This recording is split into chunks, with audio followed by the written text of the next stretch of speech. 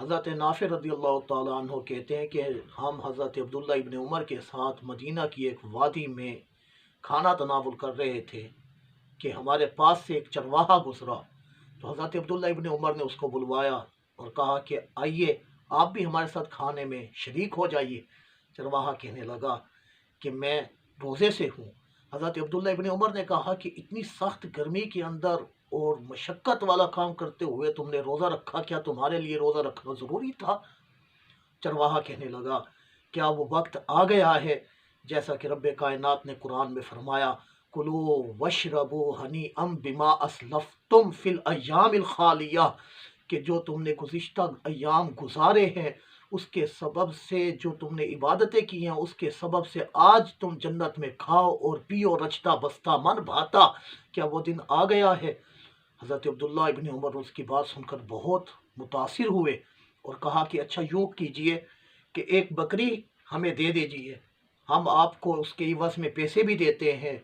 اور اس میں سے آپ کو گوشت بھی دیں گے۔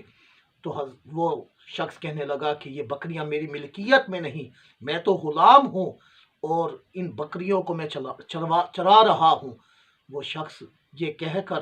جانے لگا۔ حضرت عبداللہ ابن عمر اپنے ساتھیوں سے کہنے لگے یہ شخص کتنا امین ہے،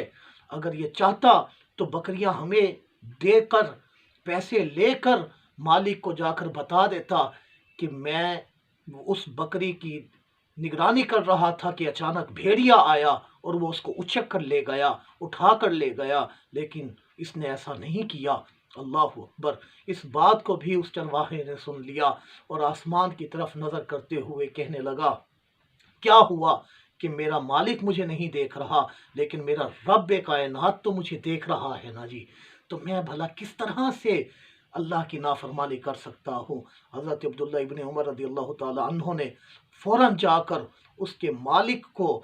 پیسے دے کر اس غلام کو خرید کر آزاد کیا اور تمام بکریاں خرید کر وہ بھی اس کی ملک میں دے دی۔ سمجھنا یہ چاہیے کہ ہم کہیں پر بھی ہوں، کسی حال میں بھی ہوں، بس کاش کہ یہ تصور رہ جائے ہمارے دل کے اندر کہ اللہ دیکھ رہا ہے۔ یقیناً جب یہ تصور ہوگا تو ہم کوئی گناہ نہیں کریں گے، ہم ہمیشہ اللہ کی فرما برداری کریں گے۔